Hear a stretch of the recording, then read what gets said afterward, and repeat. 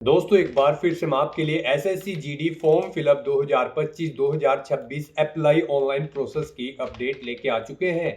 किस तरह से आप एसएससी कांस्टेबल जीडी के 25,487 खाली पदों के लिए अपने फॉर्म अप्लाई कर सकते हो। स्टेप बाय स्टेप कंप्लीट जानकारी आपको इस वीडियो में दी जाएगी।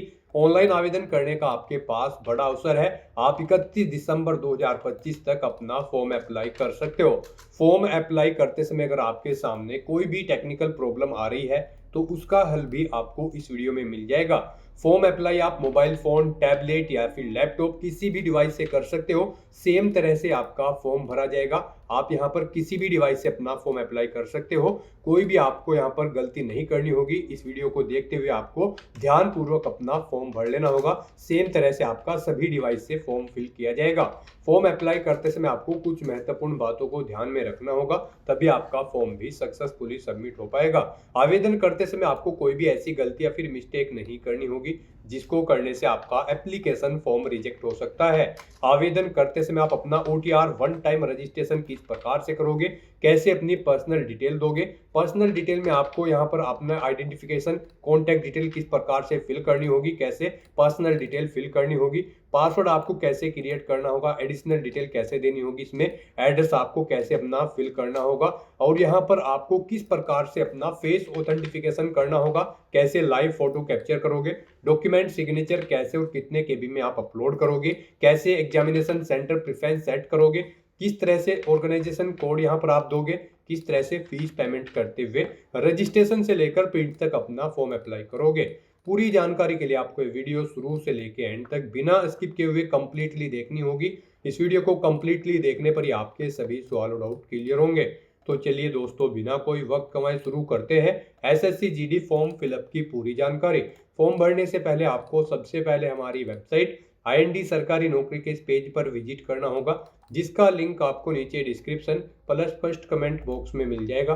और हमारे इस पेज पर विजिट करके आप यहां से एसएससी जीडी का फॉर्म अप्लाई कर सकते हो। स्टाफ सिलेक्शन कमीशन कर्मचारी चयन आयोग एसएससी के अंतर्गत ये भर्ती निकली है। कांस्टेबल जीडी की पोस्ट है, 25,487 वैकेंसीज है। 31 दिसंबर तक आप अपना फॉर्म अप्लाई कर सकते हो। 21,700 से 69,100 लेवल 3 के अंतर्गत सैलरी है। 10वीं पास कैंडिडेट अप्लाई कर सकते हैं। 18 से 23 वर्ष आयु सीमा है। जनरल ओबीसी डब्ल्यूएस कैटेगरी के लिए 100 रुपये एप्लीकेशन फीस है। एससी एसटी फीमेल को फीस जमा नहीं करनी होगी, ऑनलाइन मोड से आप पेमेंट करोगे। Computer based examination, physical efficiency test, physical standard test और मेडिकल एग्जामिनेशन के आधार पे आपका सिलेक्शन होगा। फिजिकल की मेल फीमेल के लिए कैटेगरी वाइज आप यहां से कंप्लीट जानकारी चेकआउट कर सकते हो। हाइट, चेस्ट, रनिंग आपकी कितनी रहने वाली है। ऑनलाइन आप ऑल इंडिया से अप्लाई कर सकते हो ssc.gov.in पोर्टल से। इंपोर्टेंट लिंक सेक्शन के अंतर्गत ऑफिशियल नोटिफिकेशन पीडीएफ लिंक पर क्लिक करके आप इसकी पीडीएफ डाउनलोड कर सकते हो। इसमें आपको आवेदन करने की डेट यहाँ पर दे दी गई है। उसके बाद में आपको यहाँ पर वैकेंसीज की कंप्लीट इंफॉर्मेशन यहाँ से चेकआउट कर लेनी होगी। Qualification, age limit, age relaxation आपको यहाँ पर मिल जाएगा, किस कैटेगरी के लिए कितनी आयु सीमा में छूट दी जा रही है। उसके बाद में एग्जामिनेशन सेंटर की पूरी लिस्ट आपको ऑल ओवर इंडिया के अंतर्गत यहाँ पर इस टेबल में दे दी गई है। एग्जामिनेशन पैटर्न आप यहाँ से कंप्यूटर बेस्ड का यहाँ से चेकआउट कर ले। उसके बाद में सिलेबस आप डिटेल में रीड आउट कर ले। टॉपिक वाइज पूरा यहाँ पर आपको फिजिकल क्राइटेरिया की डिटेल भी देखने को मिल जाएगी। और साथ ही साथ दोस्तों यहाँ पर आपको अप्लाई करने के लिए कुछ गाइडलाइंस यहाँ पर दी गई है, किस प्रकार से आप अपना ओटीआर वन टाइम रजिस्ट्रेशन करोगे, किस तरह से डॉक्यूमेंट सिग्नेचर अपलोड करोगे, फेस ऑथेंटिकेशन आपको कैसे करना होगा, कैसे लाइव फोटो कैप्चर करोगे। सभी गाइडलाइंस आपको इस पीडीएफ में देखने को मिल जाएगी। तो फॉर्म अप्लाई करने से पहले आपको ये ऑफिशियल नोटिफिकेशन की पीडीएफ पूरा पढ़ना अनिवार्य है। इसको पूरा पढ़ने से ही आपके सभी सवाल और डाउट क्लियर होंगे। पीडीएफ रीड आउट करने के बाद में आपको अप्लाई ऑनलाइन के इस लिंक पर क्लिक करना होगा, तो आपके सामने ऑनलाइन आवेदन करने का ये ऑफिशियल पोर्टल ओपन हो जाएगा। यहाँ पर आने के बाद आपको लॉगिन और रजिस्टर की स्टेप पर क्लिक करना है। उसके बाद आपके सामने कुछ इस तरह से पॉपअप शो होगा। अगर आपने एसएससी के इस पोर्टल पर पहले से अपना वन टाइम रजिस्ट्रेशन कर रखा है तो बस आपको अपना रजिस्ट्रेशन नंबर यहाँ पर एंटर करना है, अपना पासवर्ड आपको एंटर करना है, ये कैप्चा कोड आपको यहाँ पर एंटर करना है और लॉगिन की स्टेप पर क्लिक करते हुए आपको अपने डैशबोर्ड में लॉगिन करके अपना फॉर्म अप्लाई कर लेना है। और अगर आप अपना पासवर्ड भूल चुके हो तो आप फॉरगॉट पासवर्ड के इस ऑप्शन पर क्लिक करके अपना पासवर्ड भी यहाँ पर रिसेट कर सकते हो। और गाइज, अगर आप एसएससी की किसी भी भर्ती के लिए फर्स्ट टाइम अप्लाई करने जा रहे हो तो सबसे पहले यहाँ पर आपको अपना रजिस्ट्रेशन करना होगा। उसके लिए आपको न्यू यूजर रजिस्टर नाउ का ये लिंक दिया गया है, आपको रजिस्टर नाउ के इस लिंक पर क्लिक करना है।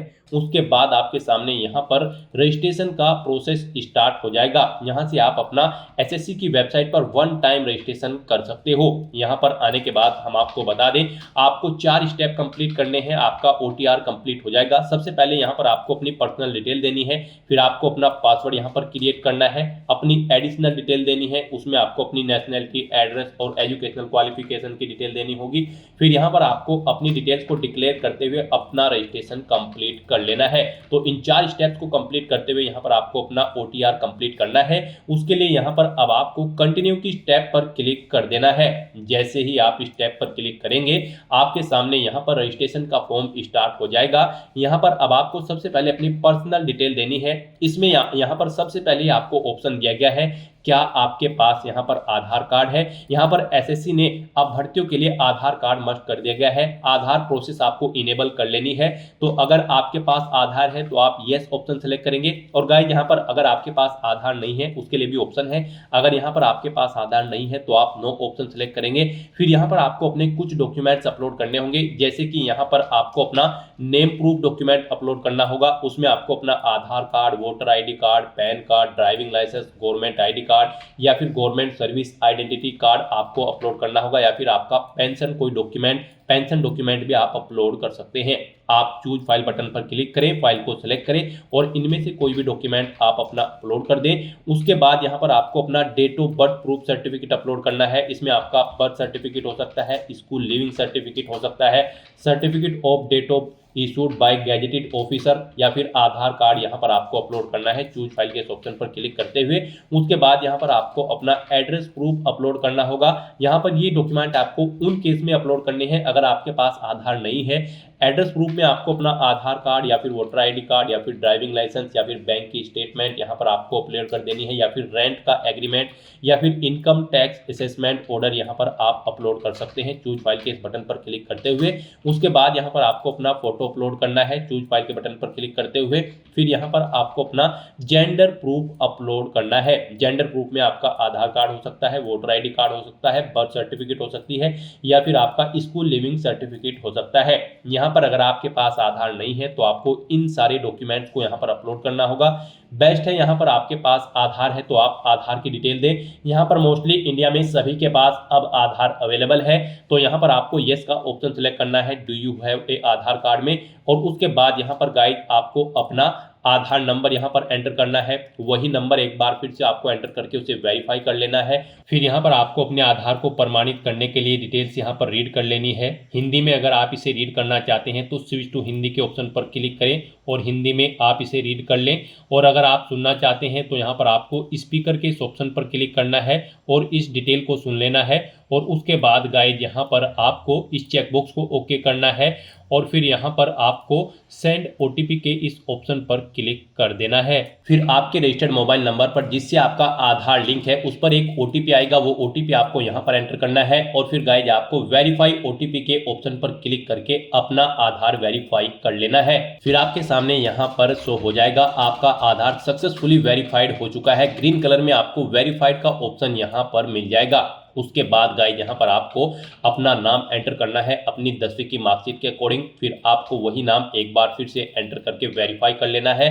फिर आपसे पूछा गया है कि क्या आपने कभी अपना नाम चेंज किया है। अगर किया है तो आप यहाँ पर यस ऑप्शन सेलेक्ट करें और फिर वो चेंज नेम यहाँ पर आप एंटर करें। फिर उसे एक बार फिर से एंटर करके वेरीफाई कर लें। और अगर आपने अपना नाम कभी चेंज नहीं किया है तो यहाँ पर आपको नो ऑप्शन ही सिलेक्ट रहने देना है। उसके बाद यहाँ पर आपको अपना जेंडर सिलेक्ट करना है, आप मेल हो, फीमेल हो या फिर ट्रांसजेंडर, आप अपने अकॉर्डिंग ऑप्शन सेलेक्ट करें।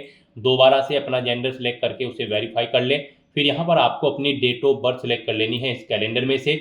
यहाँ पर आपको अपनी ये डेट ऑफ बर्थ अपनी 10वीं की मार्कशीट के अकॉर्डिंग सेलेक्ट करनी है। वही डेट ऑफ बर्थ आपको एक बार फिर से सिलेक्ट कर लेनी है कैलेंडर में से वेरिफिकेशन के लिए।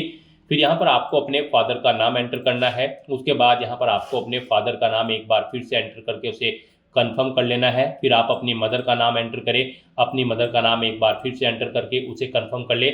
आपके फादर और मदर का नेम भी आपकी 10वीं की मार्कशीट के अकॉर्डिंग होना चाहिए और इनके नाम से पहले मिस्टर मिसिस श्रीमती लेट या फिर डॉक्टर नहीं लगाना है आपको।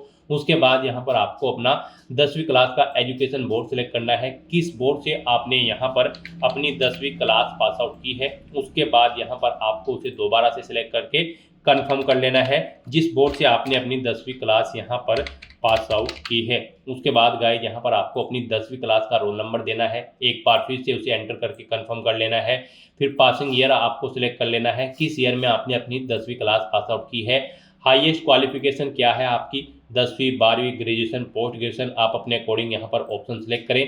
फिर यहाँ पर आप दोबारा से अपनी हायर क्वालिफिकेशन सेलेक्ट करें। उसके बाद यहाँ पर आपको अपना मोबाइल नंबर और ईमेल आईडी एंटर करनी है और इन्हें यहाँ पर आपको वेरीफाई कर लेना है। इनके सामने आपको सेंड ओटीपी का ऑप्शन दिया गया है, आप सेंड ओटीपी के ऑप्शन पर क्लिक करें। उसके बाद आपके रजिस्टर्ड मोबाइल नंबर और ईमेल आईडी पर ओटीपी आएंगे, वो ओटीपी आप यहाँ पर एंटर करके अपने मोबाइल नंबर और ईमेल आईडी को वेरीफाई कर लें और उसके बाद गाइस यहाँ पर आप सेव एंड नेक्स्ट के ऑप्शन पर क्लिक कर दें। इस तरह से यहाँ पर आपकी पर्सनल डिटेल सक्सेसफुली सेव हो जाएगी। उसके बाद यहाँ पर आपको एक रजिस्ट्रेशन नंबर प्रोवाइड करा दिया गया है, यह रजिस्ट्रेशन नंबर आपको केयरफुली नोट डाउन करके रख लेना है फ्यूचर यूज के लिए। यह रजिस्ट्रेशन नंबर आपकी रजिस्टर्ड मोबाइल नंबर और ईमेल आईडी पर भी सबमिट कर दिया गया है, तो आप इसे केयरफुली नोट डाउन करके रखें फ्यूचर यूज के लिए। और यहाँ पर अब आपको कंटिन्यू के इस ऑप्शन पर क्लिक कर देना है। नेक्स्ट आपके सामने कुछ इस तरह से इंटरफेस ओपन होगा। अब यहाँ पर आपको जो रजिस्ट्रेशन नंबर मिला है वो रजिस्ट्रेशन नंबर आपको एंटर करना है। उस रजिस्ट्रेशन नंबर के साथ साथ ही आपकी ईमेल आईडी और मोबाइल नंबर पर एक पासवर्ड भी आया होगा, वो पासवर्ड यहाँ पर आपको एंटर करना है। उसके बाद आपको ये कैप्चा कोड यहाँ पर एंटर करना है और फिर गाइस यहाँ पर आपको साइन इन के इस ऑप्शन पर क्लिक कर देना है। नेक्स्ट यहाँ पर आपको अपना पासवर्ड चेंज करना है। यहाँ पर अब आपको सबसे पहले अपना ओल्ड पासवर्ड एंटर करना है, वो वाला पासवर्ड जो आपके रजिस्टर्ड मोबाइल नंबर और ईमेल आईडी पर आया है आपके रजिस्ट्रेशन नंबर के साथ। और उसके बाद यहाँ पर आपको अपना नया पासवर्ड क्रिएट करना है। यहाँ पर इस पासवर्ड को क्रिएट करने के लिए आपको गाइडलाइन दी गई है, आपका पासवर्ड कम से कम 8 कैरेक्टर का होना चाहिए और ये अल्फा न्यूमेरिक फॉर्मेट में होना चाहिए। मींस आपके पासवर्ड में कम से कम एक अपर केस कैरेक्टर, एक लोअर केस कैरेक्टर, एक इंटीजर नंबर, एक स्पेशल कैरेक्टर जैसे कि @ या फिर $, होना चाहिए। तो इस फॉर्मेट में यहाँ पर आपको अपना पासवर्ड क्रिएट करना है, वही पासवर्ड आपको कंफर्म पासवर्ड फील्ड में एंटर करना है। उसके बाद यहाँ पर आपको एक सिक्योरिटी क्वेश्चन सेलेक्ट करना है, यहाँ पर आप कोई भी सिक्योरिटी क्वेश्चन सेलेक्ट करें, उसका आंसर दें। फिर यहाँ पर आप दूसरा सिक्योरिटी क्वेश्चन सेलेक्ट करें और फिर उसका आंसर यहाँ पर आप दें और उसके बाद गाइस यहाँ पर आप सेव एंड नेक्स्ट के इस ऑप्शन पर क्लिक कर दें। इस तरह से यहाँ पर आपका पासवर्ड चेंज हो जाएगा। फिर आपके सामने कुछ इस तरह से इंटरफेस ओपन होगा। अब यहाँ पर आपको दोबारा से अपना रजिस्ट्रेशन नंबर एंटर करना है, अपना पासवर्ड आपको एंटर करना है, नया पासवर्ड जो आपने चेंज किया है वो पासवर्ड यहाँ पर आपको एंटर करना है, ये कैप्चा कोड आपको यहाँ पर एंटर करना है और उसके बाद गाइस आपको लॉगिन के इस ऑप्शन पर क्लिक कर देना है। लॉगिन करने के बाद अब यहाँ पर आपको अपनी एडिशनल डिटेल्स प्रोवाइड करानी है। सबसे पहले यहाँ पर आपको अपनी कैटेगरी सिलेक्ट कर लेनी है, किस कैटेगरी से आप बिलोंग करते हैं।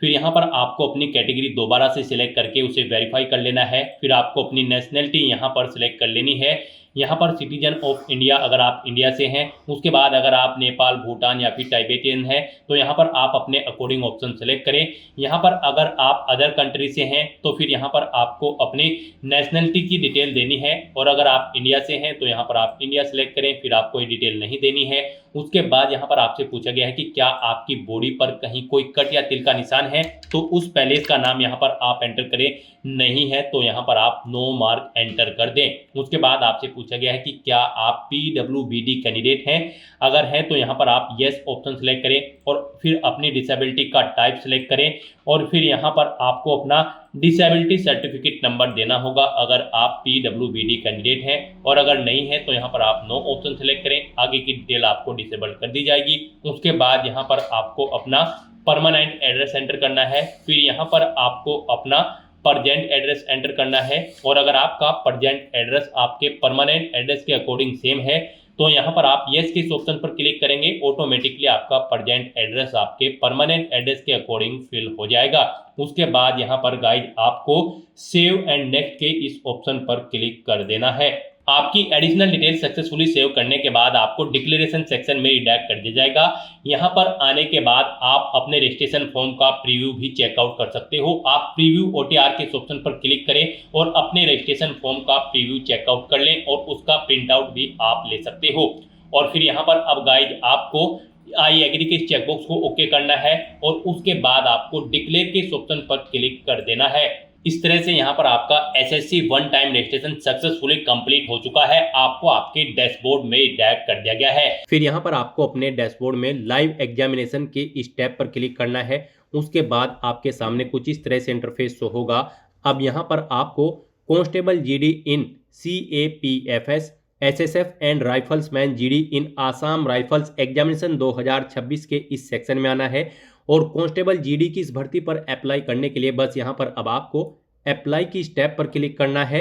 फिर आपके सामने ये कुछ जनरल इंस्ट्रक्शंस ओपन होंगे। आपको इन्हें वन बाय वन करके केयरफुली रीड आउट कर लेना है और उसके बाद फिर आपको गाइड यहाँ पर फिल फॉर्म के इस ऑप्शन पर क्लिक करना है। फिर आपके सामने कुछ इस तरह से इंटरफेस ओपन होगा। यहाँ पर आपको आपकी पर्सनल डिटेल ऑटोमेटिकली फिर मिल जाएगी। यहाँ पर आपको आपकी सभी डिटेल्स कॉलम 1 से 18 तक की ऑटोमेटिकली फिर मिलेगी, जो कि आपके OTR से फैच कर ली गई है। आपको सभी डिटेल्स केयरफुली चेकआउट करनी है। इस पेज को नीचे स्क्रॉल डाउन करना है और फिर यहाँ पर आपको नेक्स्ट के इस ऑप्शन पर क्लिक कर देना है। नेक्स्ट यहाँ पर आपको अपनी एजुकेशनल क्वालिफिकेशन की डिटेल देनी है।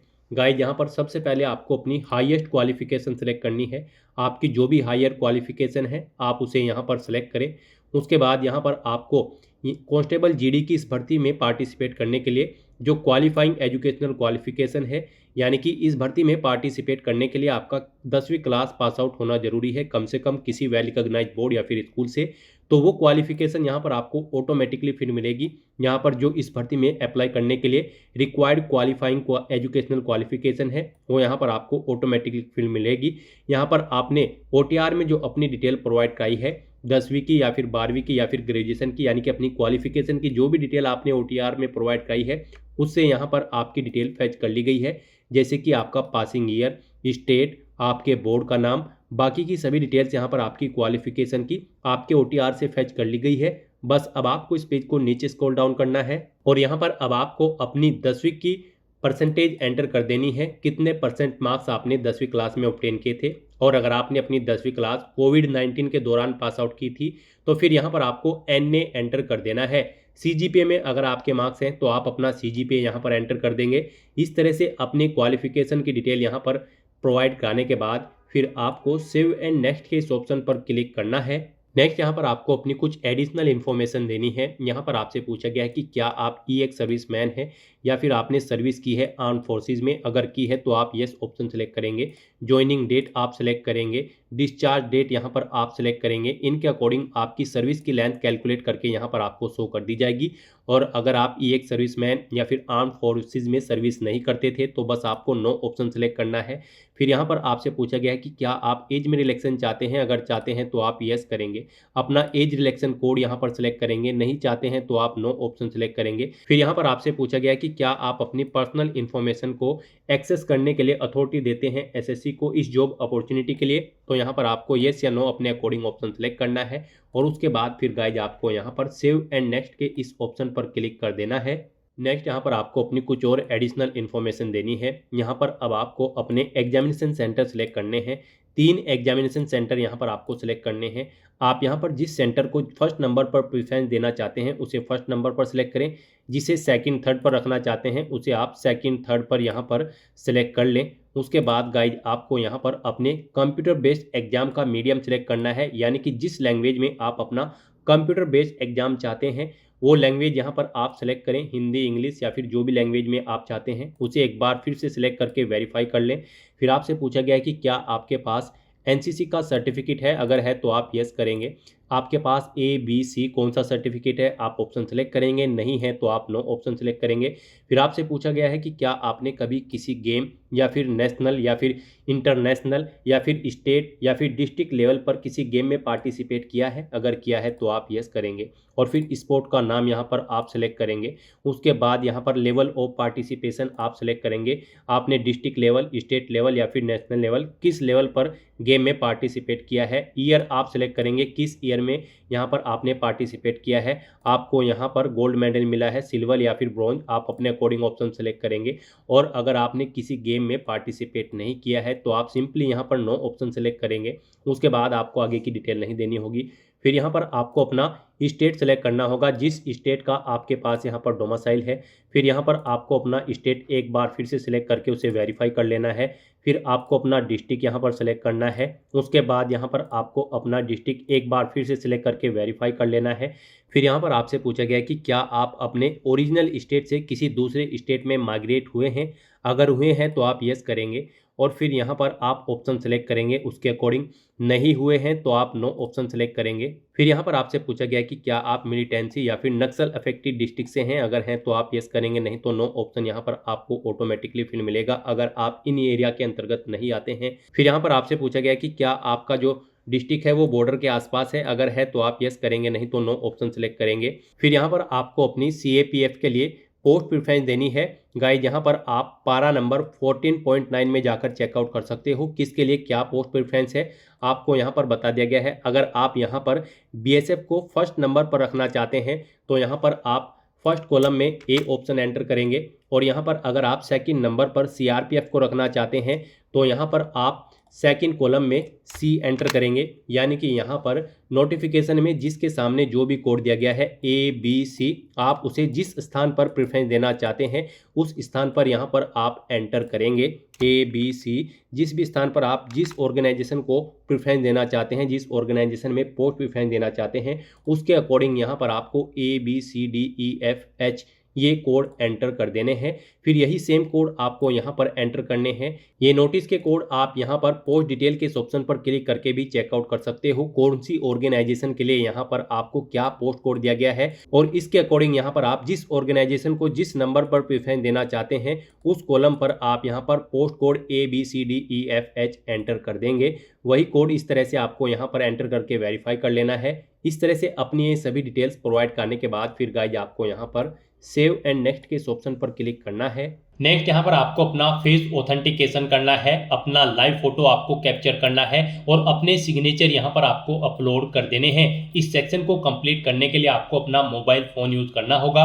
आप अपने गूगल प्ले स्टोर पर जाएं मोबाइल फोन पर और फिर वहां पर आप माई SSC का ऐप डाउनलोड कर लें और उसे फिर आप इंस्टॉल कर लें। उसे इंस्टॉल करने के बाद गाइज आपको यहां पर अपनी एक और ऐप इंस्टॉल करनी होगी अपने मोबाइल फोन पर ही।